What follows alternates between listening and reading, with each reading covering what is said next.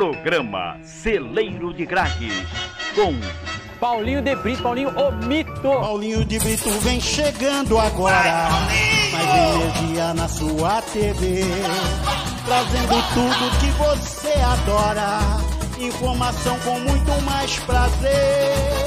Alô, Baixada Vicentina, quem tem história tem prioridade, um toque de descontração e o compromisso com a verdade. Um toque de descontração e o compromisso com a verdade. Se liga aí que já vai começar. Quem é destaque aqui tem seu lugar. Celeiro de Craques, futebol, paixão. Entrevistando mais um campeão. Celeiro de Craques, futebol, paixão. Entrevistando mais um campeão. Pra quem tem opinião. Olá, como vai, amigo telespectador da Baixada Vicentina do Brasil e do mundo? Estamos começando o programa Celeiro de Craques aqui pela TV Unisantos, canal 12net 40.1 digital e também pelas redes sociais. Hoje, mais uma vez, vou ter o prazer, a honra, a satisfação de entrevistar o ícone do samba, Geraldo César Pierotti, inegavelmente, indubitavelmente, um grande nome da nossa querida Baixada Vicentina, e não obstante o fato dele ter nascido na cidade de Santos, mas tem uma ligação fortíssima com a cidade de São Vicente, que concorda com a maioria dos meus argumentos de que São Vicente é a cidade mais importante desse país, pelo menos no aspecto cultural, não é verdade? Então, agora, meu caro Geraldo, nós vamos falar um pouco do nosso time, né? Nós temos duas paixões, Santos Futebol Clube e São Vicente Atlético Clube. Aliás, o São Vicente nasceu umbilicalmente ligado ao Santos Futebol Clube, da homenagem do Feitiço, um grupo de desportistas calunga, fundou o Feitiço Praia Clube, que em 1950 o teu pai, com muita sapiência, com muita inteligência, mudou o nome para São Vicente Atlético Clube e o São Vicente passou a ser o garoto propaganda da cidade. Só por isso o senhor Mansueto Pierotti já tinha que ganhar o troféu imprensa, né? O troféu, porque ele teve uma ideia simplesmente fantástica, até porque o Luiz Matoso, o popular feitiço, nunca deu importância da homenagem que deram a ele. E ele lá, em 1950, invocado, porque ele também está certo, eu também não coloquei o nome do feitiço no hino, também por causa disso. Baseado nisso, ele foi convidado e ele dava pouca importância pelo fato de ter um clube com o seu nome, ele que foi um dos primeiros grandes artilheiros da história do Santos Futebol Clube, o Feitiço, né? Mas gostaria que você falasse um pouco do teu pai. O teu pai que, para mim, foi um grande vulto da nossa história, para mim foi um dos mais importantes por tudo aquilo que ele fez. Eu não me canso de falar, eu fiz um programa baseado no hino, cada estrofe do hino eu falava um pouco, e falei que o seu Mansueto Pierotti foi talvez o autor intelectual do decreto-lei do então deputado federal, que também foi presidente do Santos, foi goleiro igual o São Mansueto Pierotti, a tia Jorge Cury, e eu tenho certeza que eles eram muito amigos, né? Eram compadres, o Atier era meu padrinho. Então, e ele que teve a ideia de colocar na cabeça do seu Atier, do deputado Atier Jorge Cury, para apresentar o decreto-lei, dando os títulos pomposos, homologando, decretando através do Congresso Nacional os títulos de Célula Máter da nacionalidade, cidade monumento da história pátria e primeira Câmara das Três Américas. Eu tenho certeza que o autor intelectual foi o Mansueto Pierotti. Isso ninguém me tira da cabeça, eu acredito. Eu penso por ilação, mas pelo que eu conheço, porque o Atier era de Santos. A ligação com a cidade de São Vicente era esporádica, de levar o time profissional de vez em quando lá para jogar, mas quem tinha ligação com a cidade de São Vicente e morreu a mando São Vicente, em que pese ter sido até prefeito lá na cidade de São Sebastião, no litoral norte. Aliás, ele deveria ser prefeito em São Vicente, né? Pena que não foi, naquela época ele tinha que ser prefeito aqui, porque era um cara além do seu tempo, e é aquele que eu falo, podia não ter cultura, mas tinha aquilo que poucos políticos têm, que é inteligência, né? Meu pai era analfabeto, teu pai ainda era alfabetizado, meu pai era analfabeto, mas meu pai era muito mais inteligente do que eu, que me formei em comunicação social. Então é isso que o pessoal tem que entender, inteligência é uma coisa, né, e cultura é outra. E os grandes homens da nossa história, vultos da história, não só do Brasil como do mundo, eles não tinham sequer o primário, e construíram impérios. Essa que é a pura verdade, e o teu pai está nesse rol aí. Bom, muito obrigado, Paulinho Brito, é uma satisfação mais uma vez participar do seu programa, né? Já estou ficando habituê aqui, cara. Já tomou conta do programa. E boa tarde a todo o seu público, telespectador aí do programa Celeiro de Craques da Rádio Esplanada. É um prazer continuar participando aqui, estou às suas ordens para falar sobre São Vicente, né?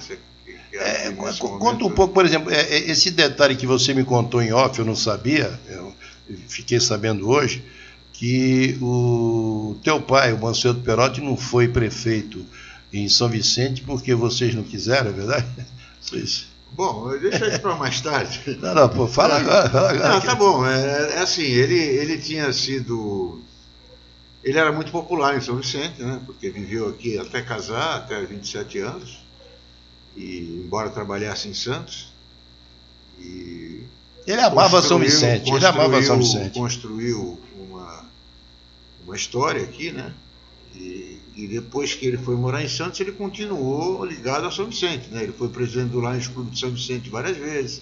Ele construiu na gestão dele, não, ele foi chefe da comissão de construção da escola da Vila São Jorge, que hoje acho que é até uma escola estadual, ali aquela escola da divisa que tem na Vila São Jorge, foi construída pelo Lions Clube de São Vicente, e quem comandou aquela obra, quem liderou aquilo foi meu pai. Aquela que fica entre Santos e São Vicente, Cidades Irmãs? Não, acho que é Lions Clube, acho que, não sei. Ah, sei, ali eu acho que é hoje da Costa Rego. Acho que hoje é uma escola estadual. Da Costa Rego no final. Mas é no município de São Vicente.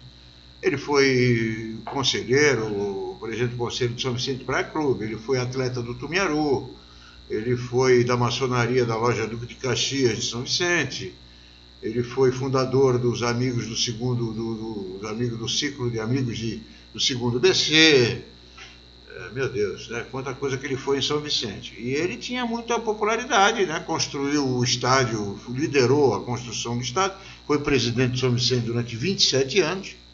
Então chegou um momento que ele tinha uma certa liderança política. Aqui eu não sei, você já começou por isso, então, por exemplo, ele era muito assediado pelo Toninho Feliciano, né? Que era deputado, foi prefeito de Santos, gostava muito dele, e do Atier, a ponto que o Atier chegou a ser meu padrinho de crisma, né?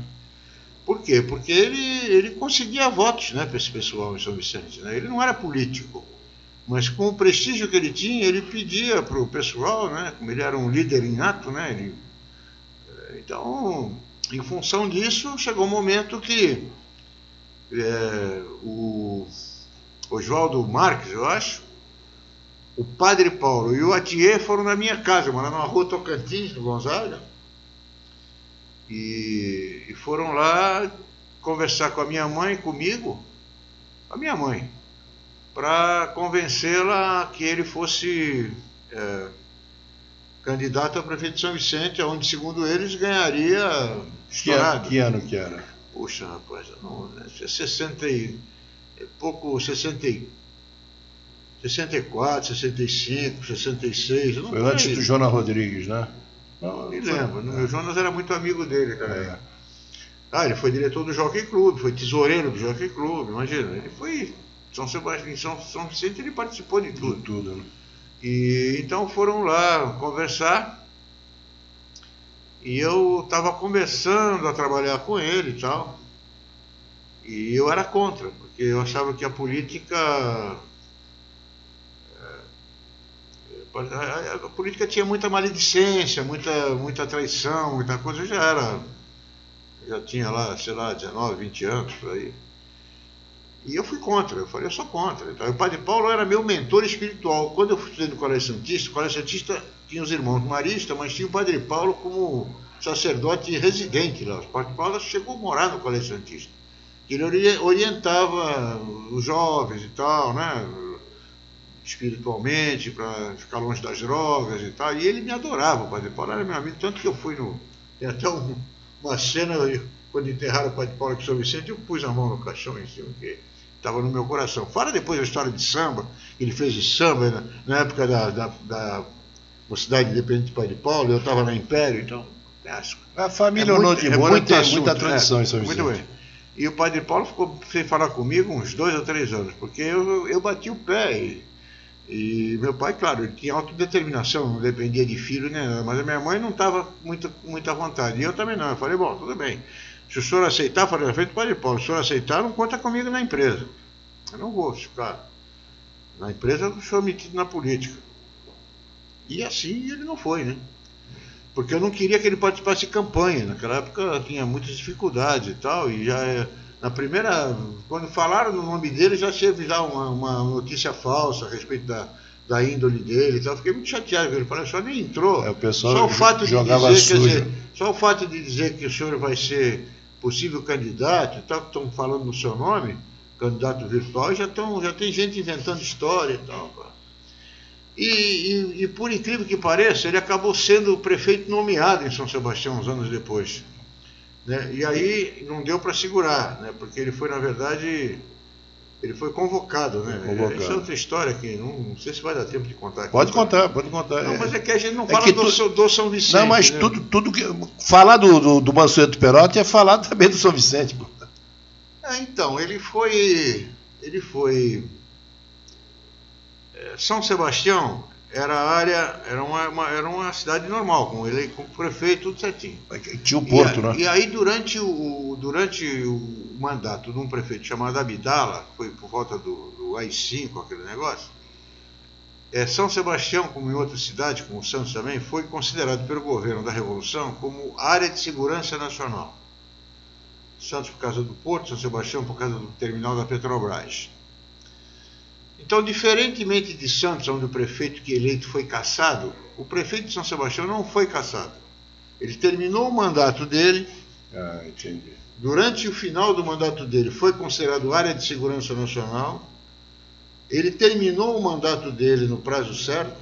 E, a partir daí, o governo federal, junto com o governo estadual, iria nomear um prefeito. E aí...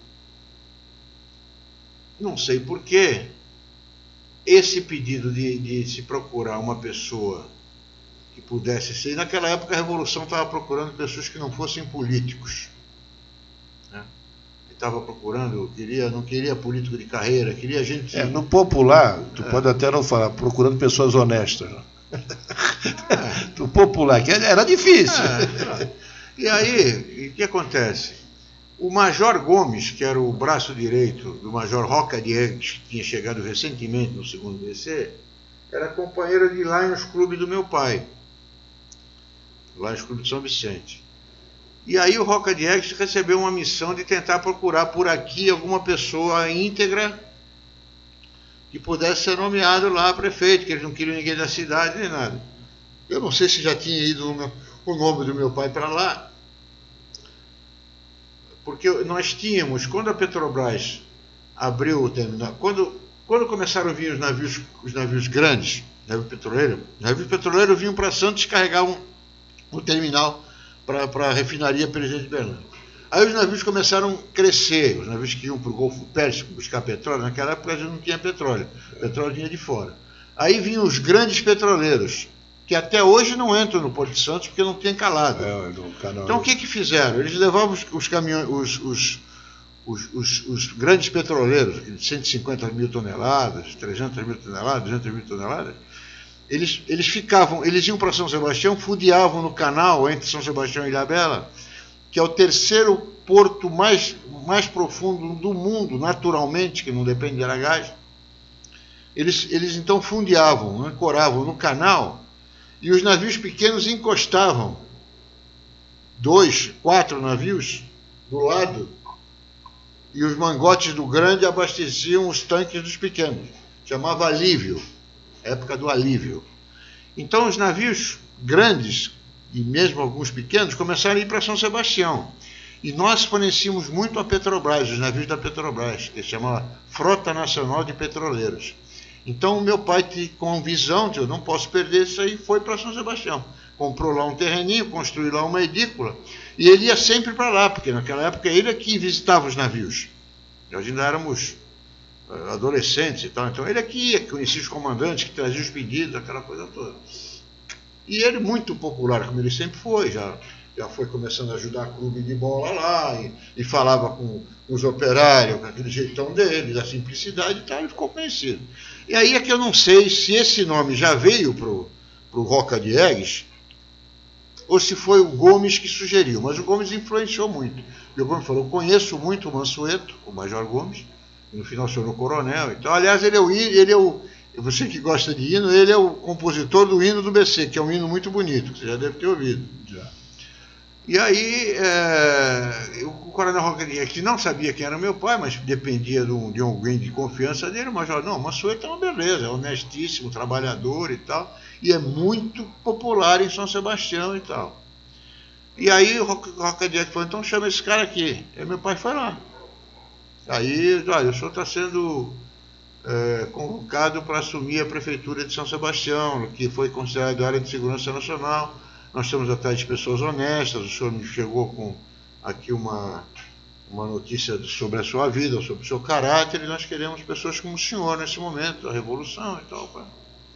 Aí ele falou, não, o senhor vai desculpar, eu não posso, eu não tenho condições, eu tenho a minha empresa, eu não me dedico 7 dias por semana, 30 dias por mês, eu não tenho condições de aceitar. Eu agradeço muito, mas imagine, eu nunca administrei prefeitura, não entendo nada dessas leis. Não queremos que o senhor entenda, nós queremos gente honesta, que saiba tocar obras. Nós sabemos que o senhor é um tocador de obras, é um líder, é um motivador e tal.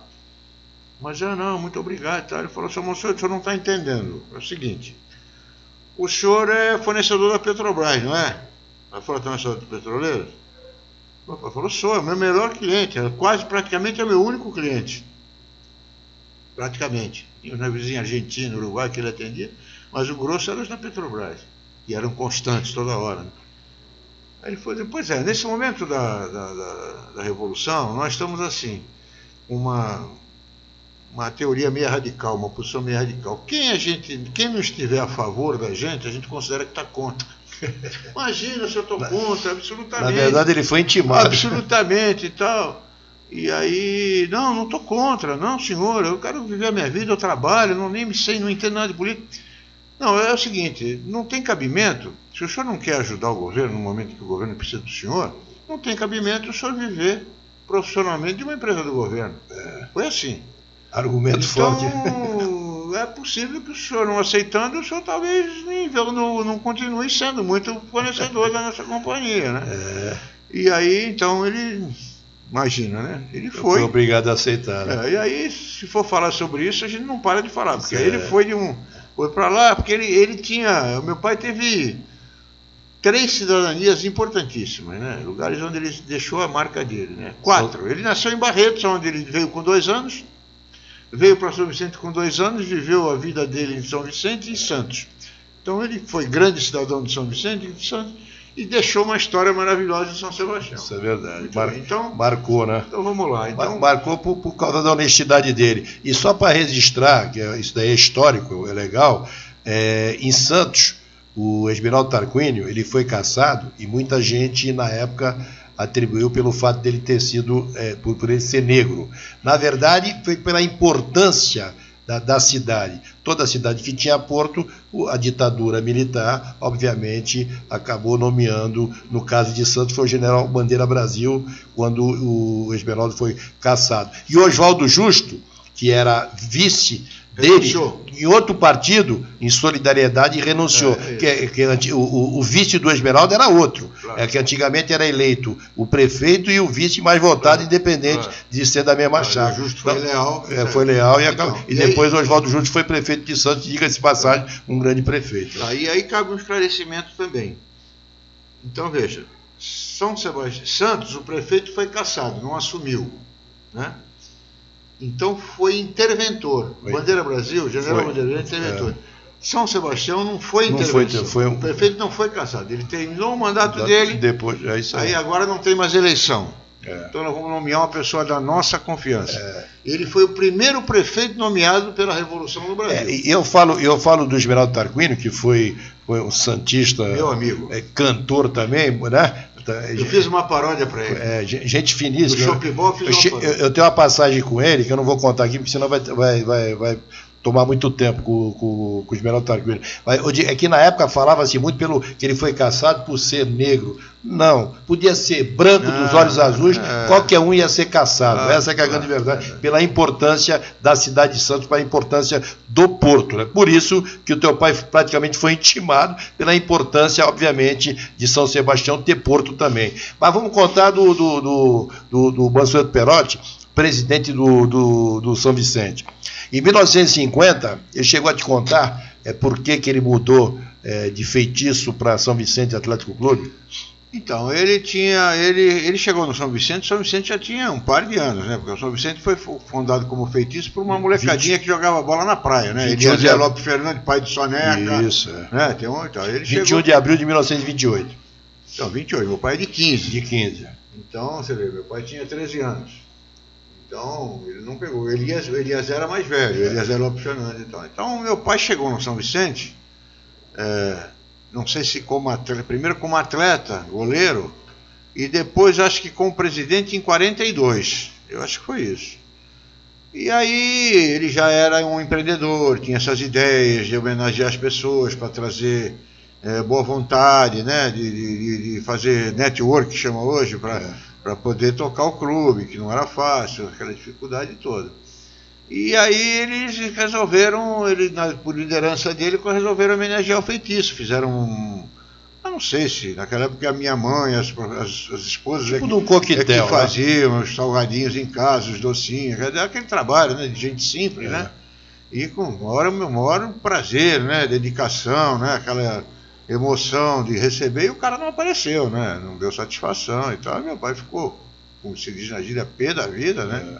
Ficou indignado, e aí naquele dia mesmo ele já lançou, já verbalizou a indignação dele. Na primeira reunião de diretoria, ele disse que, tendo em vista a indelicadeza cometida pelo grande ídolo, né? Que ele foi um grande jogador, eu nem conheço a personalidade dele, se ele era bom, se não era, mas que, tendo em vista aquela grosseria, digamos assim, que ele propunha que o clube mudasse de nome e que passasse a ter o nome da cidade onde ele existia, né? Ele foi um visionário, né? Porque, em função de um dissabor, né? De uma tristeza, de uma decepção, ele acabou fazendo uma coisa importantíssima, né? Que é dar o nome do clube, que naquela época era Beija-Flor, Beira-Mar, São Paulinho, sei lá, SPR, né? São Paulinho, acho que é o SPR, entendeu? Então, não, o SPR era um e o São Paulino era outro. Então, ele já tinha essa visão, e ele conseguiu, né, motivar os companheiros dele, e fizeram. Aí, eu não sei se foi antes, foi depois e tal, no outro programa eu falei para você do Derossi, que era um grande compositor, mas que era um grande advogado, e era muito amigo dele.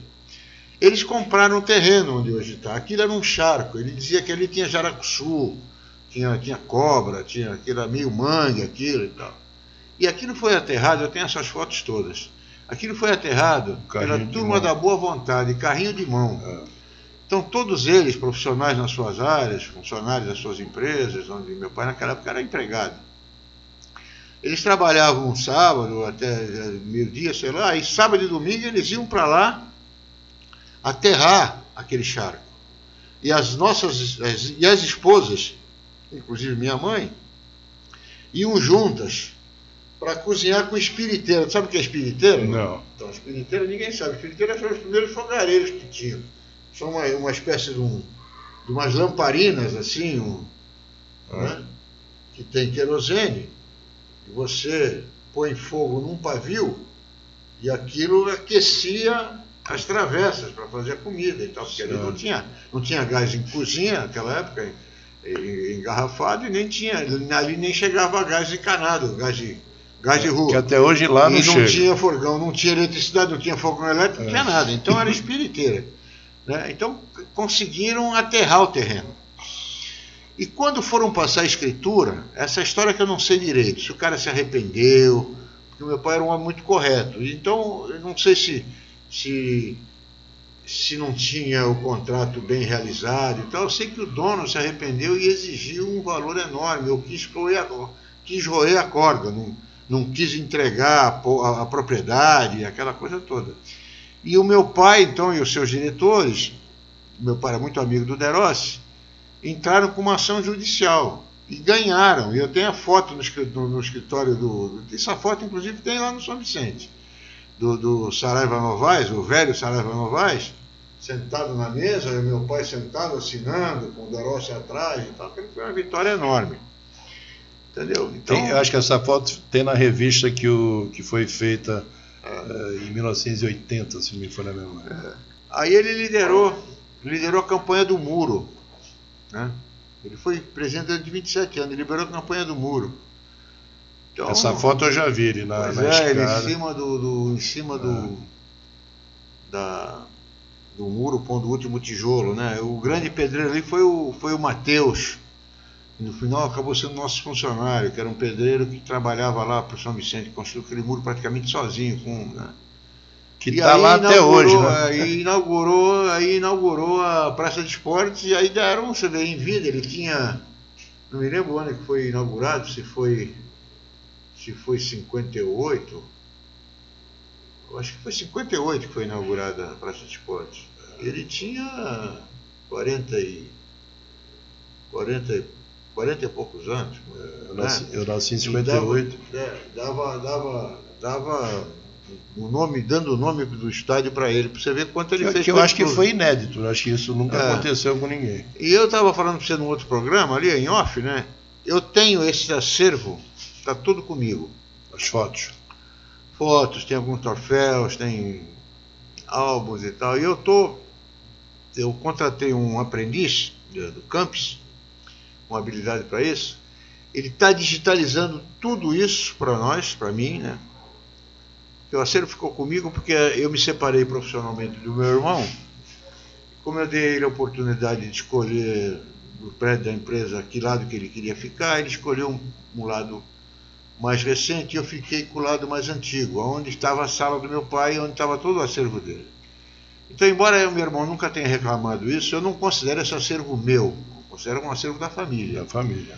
Então, o que está acontecendo? Eu estou mandando digitalizar por minha conta e tudo. Eu digo mais, eu acho que de São Vicente. Não, peraí, da família e da cidade. Né? Espera um pouco. Então, eu estou mandando digitalizar tudo isso e separando o que é Lions, o que é maçonaria, o que é Jockey Club, o que é Sociedade de Amigos da Marinha, Associação dos Fornecedores de Navios, Associação Comercial de Santos, São Sebastião. Eu estou fazendo pastas diferentes. Isso me dá um trabalho danado, porque o menino não sabe de onde é aquela foto. Eu tenho que olhar todas elas e botar uma sigla em Santos.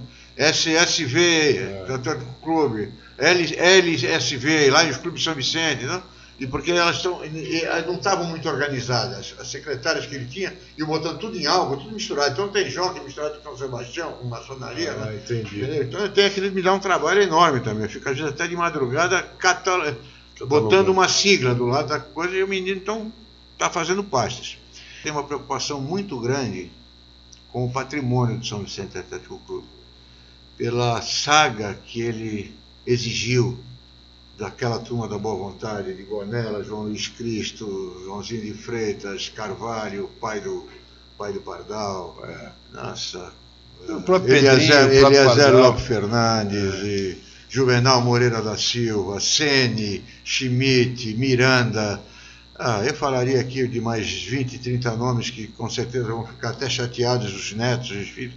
Enfim, aquela turma deu muito sangue para poder construir esse patrimônio. Para a gente, de alguma maneira, tombar alguma coisa, a fachada ou gramado, né, que não impeça novos projetos, mas que fique o patrimônio. E pode contar com o meu apoio, que eu sou conselheiro e também penso da mesma maneira. Foi um prazer, uma honra falar contigo. E um abração para tua filha, né, que recentemente te deu neto, a Marcela, que logo, logo vai estar fazendo um livro aí, já está no forno, hein? Um livro sobre a história do Mansueto Perotti. E esse aí, ô Marcela, por favor, me convida, que eu quero estar no dia, né, para receber o autógrafo aí do Mansueto Perotti. Ela já tem um menino. Já tem uma menina. Uma menina, legal. É Elis, né? Elis. Pô, que nome bonito, né? Grande cantora Elis, né? E ela é bonita. Né? Ele é bonita, a família toda é bonita, né? Obrigado. Um abraço e fique com Deus. Vicentina, quem tem história tem prioridade. Um toque de descontração e o compromisso com a verdade. Um toque de descontração.